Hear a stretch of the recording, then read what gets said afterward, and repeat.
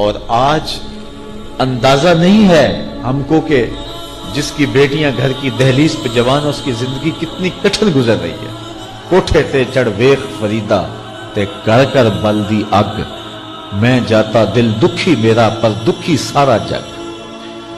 تو پورا معاشرہ اس وقت اس اذیت سے، اس کڑن سے گزر رہا ہے کہ بیٹیاں جوان ہیں اور رشتے نہیں مل رہے، اور پھر اگر رشتے مل رہے ہیں تو بیٹے والوں کے نخرے ہی بڑے عجیب ہیں، اور پھر جس طرح وہ بیٹیوں کو، غریبوں کی بیٹیوں کو لونڈیاں بنا کے اپنے گھروں میں رکھتے ہیں، تو یہ ایک الگ درد کی اور دکھ کی کہانی ہے۔ میرے پاس لوگ آتے ہیں، دعا کیجئے، کاروبار نہیں ہے، معاشی بحران ہے، مالی پریشانیاں ہیں، بچے کے امتحان سر پہ ہیں، بہت سارے مسائل لے کر لوگ آتے ہیں، لیکن کوئی نہیں، لوگ حوصلے سے مصائب کا مقابلہ کرتے ہیں، کاٹتے ہیں۔ لیکن کچھ لوگ آتے ہیں دعا کے لیے تو بات کرتے ہی آنکھیں چھلکنے لگتی ہیں اور میرا دل بھی قابو میں نہیں رہتا۔ لوگ کہتے ہیں کہ حضرت دعا کرو، بیٹی سسرال میں دکھی ہے، اللہ سکھ دے دے۔ تو میں دعا بھی کرتا ہوں، لیکن میں تنہائی میں جا کے روتا ہوں کہ اس درد کا مداوا کیا ہے، اس دکھ کا علاج کیا ہے، اور معاشرہ تیزی سے اس تکلیف کی طرف بڑھ رہا ہے، اور طلاق کی شرح بھی جو ہے وہ بڑھتی چلی جا رہی ہے۔ میرے پاس ایک دن ایک صاحب آئے، ساتھ ان کی بیوی تھی، اور میں نہیں جانتا ہوں، عزت دار لوگ تھے۔ تو انہوں نے کہا کہ ہم آپ سے کوئی تنہائی میں بات کرنا چاہتے ہیں۔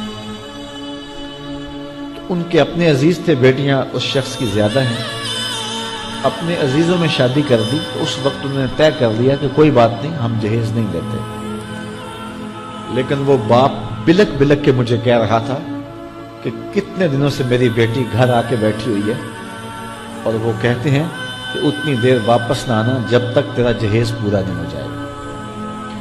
میں کہتا ہوں کتنا صفاق معاشرہ ہو گیا ہے اور کتنے کٹھن حالات ہو گئے ہیں۔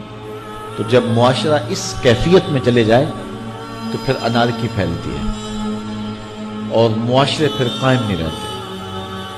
تو کتنی باپ کی دہلیز پر بوڑھی ہونے والی بیٹیاں، ان کی سسکیاں، ان کی آہیں اور ان کی چیخیں اس معاشرے کو بے چین کی ہوئی ہیں۔ تو امیر لوگوں کی ذمہ داری ہے کہ وہ غریبوں کے دکھ بانٹ لیں۔ اللہ تعالیٰ ارشاد فرماتا ہے کہ فَقُّ رَقَبَةٍ او اطعام فی یوم ذی مسغبہ، کسی پھنسے ہوئے کی گردن چھڑانا یہ بڑی نیکی ہے۔ تو اس وقت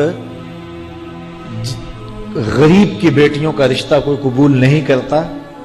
اگر کوئی نوجوان اور اگر کوئی سرمایہ دار غریبوں کی بیٹیاں قبول کر لے تو یہ اس کی مہربانی ہوگی، اور اگر یہ نہیں کر سکتا تو کم از کم ان بیٹیوں کی شادیوں کا اہتمام کیا جائے، لیکن یہ مہربانی کی جائے کہ غریبوں کی بچیوں کو نمائش گاہ میں نہ کھڑا کیا جائے اور ان کی غربت کا تماشا نہ بنایا جائے۔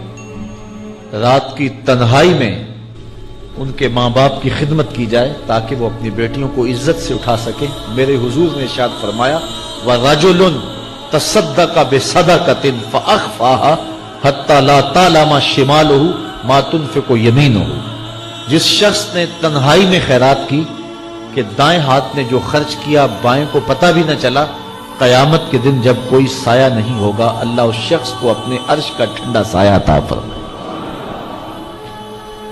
تو یہ جو اجتماعی شادیوں کا ماحول ہے، تو اگر اس کو ہم اس میں تبدیل کر لیں کہ غریبوں کی عزت نفس مجروح نہ ہونے پائے، تو اللہ تعالیٰ یہ توفیق نصیب فرمائے اور معاشرے کے اندر ایسے لوگ نکلیں جو معاشرے کے دکھ بانٹ دیں۔ اور علماء کو منبر و محراب سے زوردار آواز اٹھانی چاہیے کہ یہ جو رسم پیدا ہو گئی ہے جہیز کی، اور اس کے بغیر بیٹیاں گھر سے رخصت نہیں ہو سکتی ہیں، تو اس کو ختم کیا جائے اور اس کے خلاف عملی جہاد کیا جائے، اور اس کے لیے امیر لوگ نمونہ بنیں۔ غریب لوگ تو نمونہ بن نہیں سکتے، مشکل ہے ان کے لیے، لیکن امیر لوگ اگر نمونہ بنے تو وہ بن سکتے ہیں اور معاشرے کے اس ناسور کو ختم کیا جا سکتا ہے، اور غریبوں کی بیٹیاں عزت سے اپنے پیا گھر سدھار سکتی ہیں، اور ان کو جو ہے ان کے ماں باپ کو تسکین کی اور چین کی نیند آ سکتی ہے۔